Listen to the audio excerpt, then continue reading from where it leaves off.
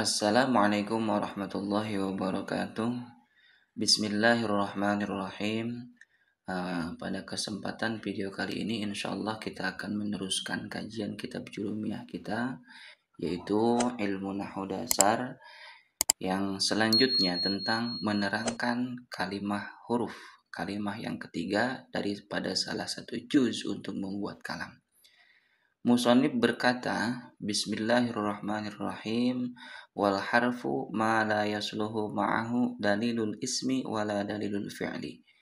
Yang artinya kalimat huruf itu adalah kalimat yang tidak layak dimasuki oleh tanda isim ataupun tanda fi'il.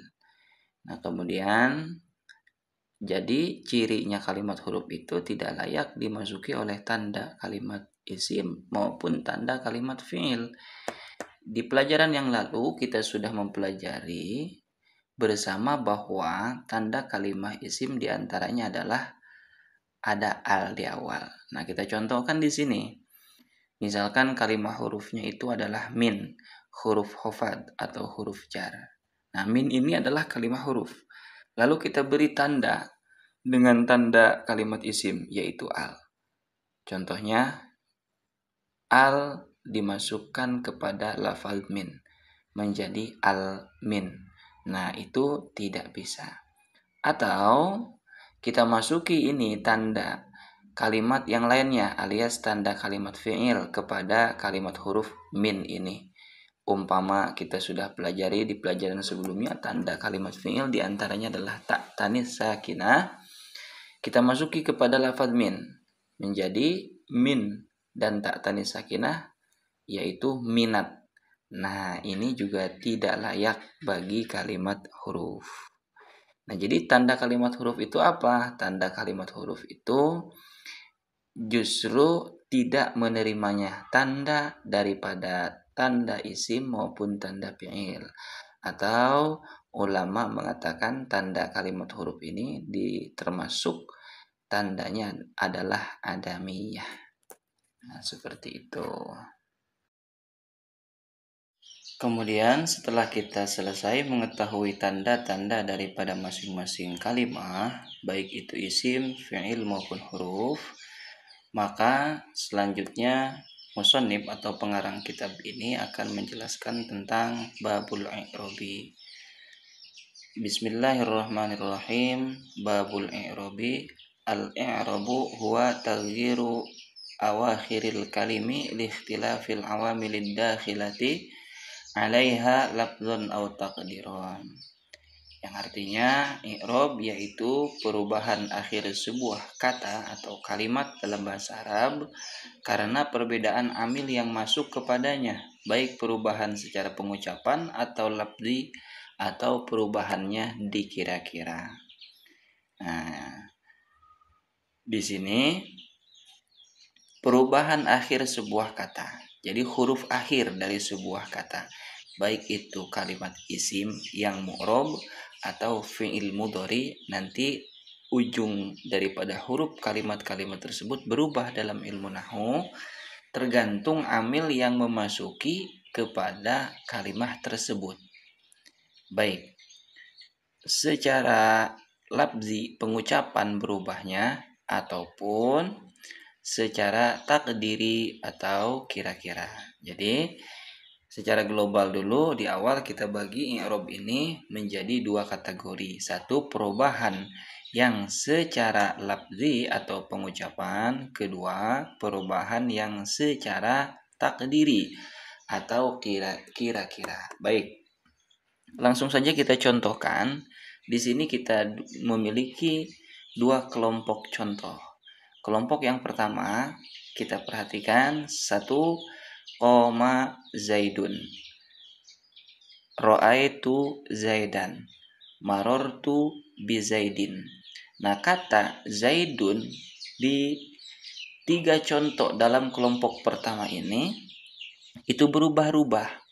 Yang satu zaidun dhammah ujungnya, yang kedua zaidan fathah ujungnya, ketiga zaidin kasroh ujungnya. Padahal artinya sama, nama seorang Zaid. Nah, ini perubahan inilah yang disebut dengan i'rab, perubahan akhir sebuah kata. Namun kategori daripada contoh kelompok pertama ini adalah kategori i'rabnya, i'rab lafzi atau secara pengucapan. Kemudian apa bedanya dengan i'rab takdiri? Mari kita contohkan di contoh kelompok yang kedua. Nah, inilah dia contohnya. Qomal fata, ro'aitul fata, marortu bil fata. Nah, setelah kita perhatikan di ketiga contoh bagian kelompok kedua ini, lafal al-fata itu sama pelafalannya, fata, fata, fata. Namun bukan berarti ini tidak menerima perubahan, karena beda amil yang masuk di tiga bagian contoh ini di kelompok kedua. Yang pertama yaitu koma, fi'il madhi, amil yang memerintahkan rofa'nya kepada sebuah subjek atau fa'il, yaitu al-fata. Nah, al-fata ini juga rofa, cuman rofa'nya dengan dhammah tapi muqaddarah, dikira-kirakan. Ra'aitul fata. Nah, ra'aitu, ro'a dengan tu ini adalah fi'il dan fa'il. Maka al-fata di kelompok contoh yang kedua dan nomor kedua itu al-fata menjadi maf'ul bih atau objek. Nah, maf'ul bih di sini hukumnya nasab, nanti kita akan pelajari ke depan. Nah, nasabnya ini yaitu dengan fathah muqaddarah, dengan fathah yang dikira-kirakan. Beda seperti Zaidan, itu fathahnya zahirah secara jelas. Selanjutnya di contoh yang ketiga di kelompok yang kedua adalah marortu bil fata. Kita sama tahu ba ini adalah huruf jar atau huruf khofad yang seharusnya ketika kalimat isim termasuki di awalnya oleh ba, salah satu daripada huruf jar, maka pembacaannya harus jar atau khofad.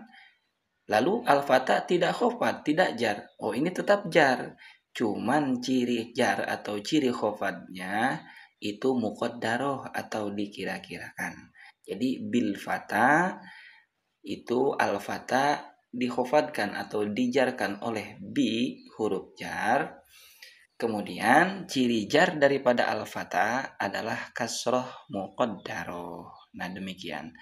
Itulah yang dimaksud oleh musannif. I'rab itu adalah berubah daripada akhir setiap kata akibat bedanya amil. Apa itu amil? Yang memerintah kepada sesuatu. Konteks di sini amil yang memerintah kepada kata, baik itu isim maupun fi'il mu'rab. Nah, itu amil. Nah, akibat adanya amil berubahlah akhir dari sebuah kata atau ujung atau huruf yang paling akhir dari sebuah kata.